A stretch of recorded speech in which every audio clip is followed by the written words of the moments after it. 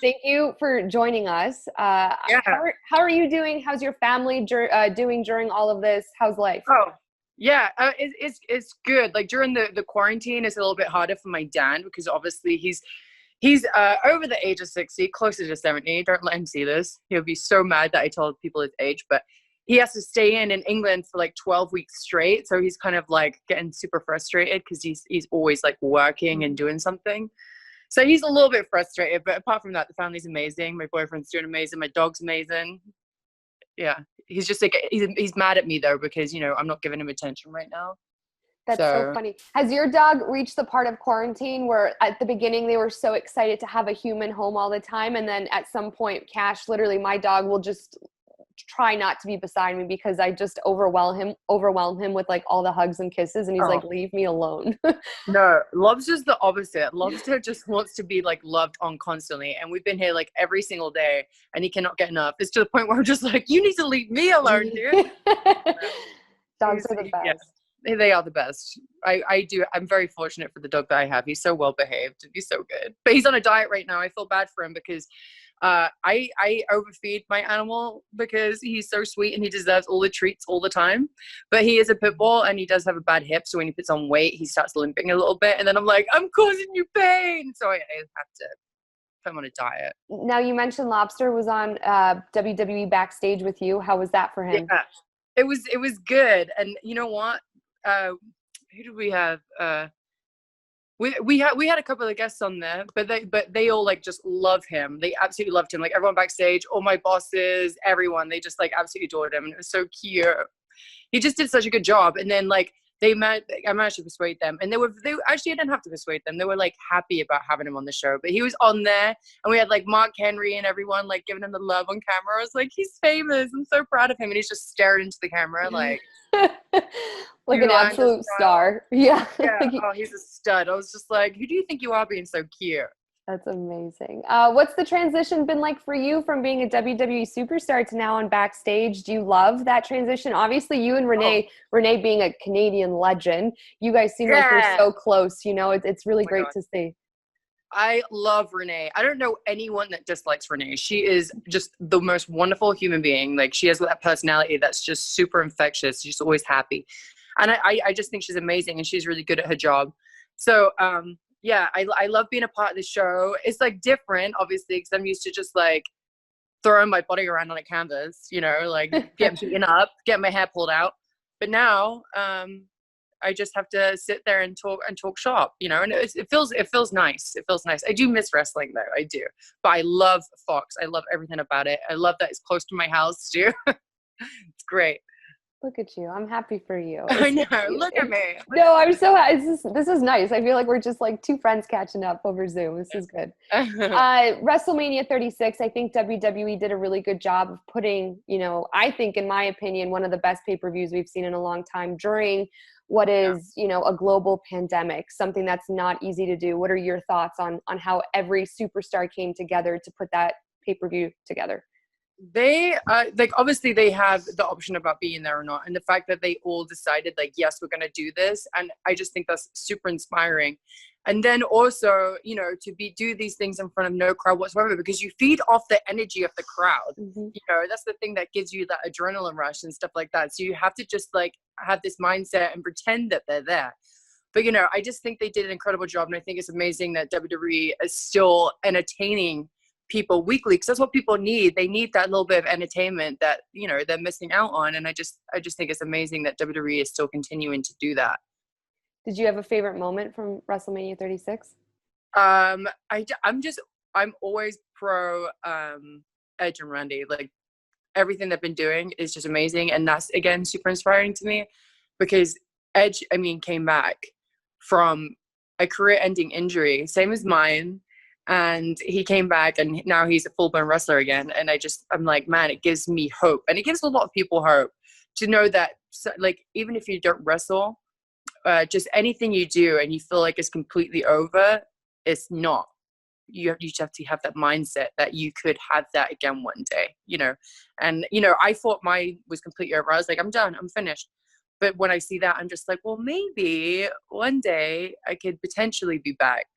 Maybe. But I'm not putting it out there. I'm not putting it out there. I don't want to start that rumor, but yeah. I hope for you. And I want to ask you a question about your injury a little later, but quickly, you mentioned Edge and Randy. Obviously, they're going to be participating in the greatest match ever at WWE Backlash. Why are you excited about that match? We already saw them go at it at WrestleMania 36. You know, there's been amazing promos that we've seen since. So what makes this super, super exciting? They're just the kings of storytelling. They're just so wonderful. And that's the whole point of a wrestling match. You want to tell that story so you can get people invested in it. So whatever they do, you just know it's just going to be like a spectacle. It's going to be amazing. And I'm really excited about it. I'm always going to be excited about those two in the ring together. I mean, they're legendary, but they're also the best storytellers, I feel like, right now. With your injury, obviously, you know, being told that you have a career-ending injury must have been the toughest time of your life. Gosh, yeah. What was maybe the biggest lesson or most important thing you might have learned about yourself during all of that? Man, that I am a very strong person, because you know what? Like, I mean, I say this all the time, I went through the ringer and I just had constant stuff happening, you know, and stuff that was self-inflicted too, you know, and I just realized that I have a very strong mind. I was able to come out of it and continue, because I could have hit rock bottom again when I got told that my career was ended. But instead of feeling sorry for myself, because I was really depressed, it broke my heart. It's like everything just got taken away from me. I spent my whole life trying to be a wrestler and trying to be in the WWE and try and have a long career, and for it to be taken away, it's really, really sad. At such a young age too, it's very sad. But in my head, I was like, okay, but this isn't the end, because WWE still wants me around. They were still like, oh no, you're not going anywhere. We're still going to be doing stuff with you, you know, and they gave me opportunities literally the day after. And I just had that mindset of like, okay, like now I want to try and do this. Now I'm going to try and put my all into being a GM and learning how to do all these promos on the fly, you know, like it was just, it became exciting to do some new stuff. So that's the thing I learned, is that I was mentally strong, and that I was proud of myself for constantly setting goals. Well, I'm not just saying this because I'm talking to you, but I remember one aftermath. I remember saying how much I loved you as GM, because it shows your versatility. And now, you know, backstage and, you know, the superstar that you were when you were able to be in the ring, I think it speaks volumes about your character, you know, and versatility. So I know I can't even imagine what that must have been like with your injury. But like you said, you know, hopefully one day it's not the end for you, but if it is, you've opened up this another chapter of your life that you're really excelling at. So I'm very, very happy for you. If you could give advice to maybe like a young female superstar who's dealing with injury, or any athlete really, what would you, you know, from everything that you've learned mentally, what would you tell them to stay focused on? I mean, obviously don't let the injury defeat you. Like, you have to just continue working hard, whether it be in the gym or even just watching wrestling, like wrestling tapes and stuff like that. You just constantly have to have that mindset that everything, just have that positivity, because you can easily get clouded with the negative, you know, very easily. So you have to keep that positive mindset. And then I tell everyone, even if they don't have an injury or anything, any advice I would give them, which is the best advice I've ever had, which is from Dwayne Johnson, is just name dropping of here. Oh, DJ. He was just like, stay humble and hungry. Humble, because, you know, you want people to be able to work with you. And, you know, like, it makes it easier to be in a work environment if you're humble. And then hungry, which is don't get complacent and always set goals. And I would say be patient too. I always add patience at the end of it, because this job isn't easy. Not any job isn't that easy, you know? So you have to just be patient, and everything will work out the way it should. Oh, I believe in that. I really do. Yeah. You've had a lot of incredible matches in your career. What would you say is your greatest match or most memorable? Oh, man. Well, there's obviously memorable matches. You know, I want to become Divas champion the first and second time. I want to become NXT champion the first time, because it was the first female match that was on the WWE network too. And I was the first ever NXT women's champ. So it was like a big deal. But also, I really liked the match with Natty and I in NXT, because I always thought that she was the most amazing athlete ever. Also, Canada represent. There she goes. Bring up. I just think that she's the most amazing wrestler, and I think she's the best female wrestler in the world, in my opinion.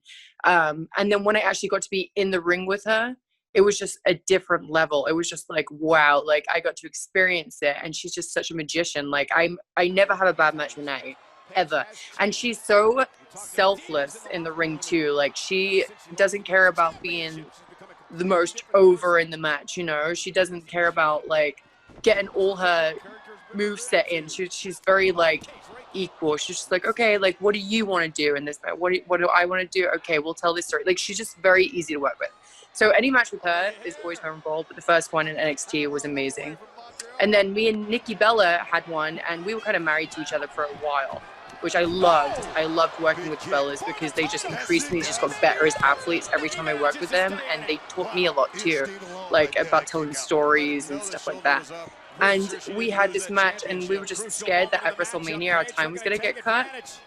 So we were just like, F it. We're going to go out there and we're going to have our WrestleMania match right now.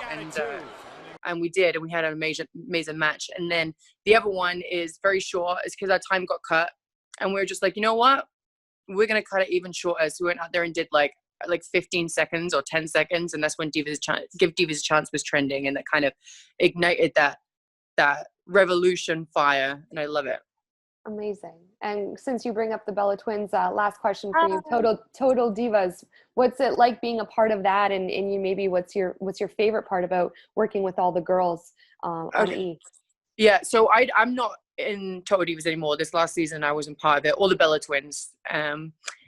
But it was such an amazing experience to be a part of it. And I love all the women so much, and like the fights that we got into, it made us grow even more because we're all like sisters, you know. Right. And I just had such a wonderful time. I got to spend a lot of time outside of the wrestling business with them, where you can really get to know someone's character, you know, as their person. So I had a lot of fun. We went on little vacations. It was a really, really good time. It was a really good time, and I'm thankful that I had that experience for sure. Paige, thank you so much for your time. You're always lovely to talk to. I wish you all the health, you know, and hopefully one day we see you back in the ring. But if not, you're killing it outside of the ring. So thank you so much. And I hope you and your family and Lobster stay well and safe. Thanks. Thank you. Take care. Bye.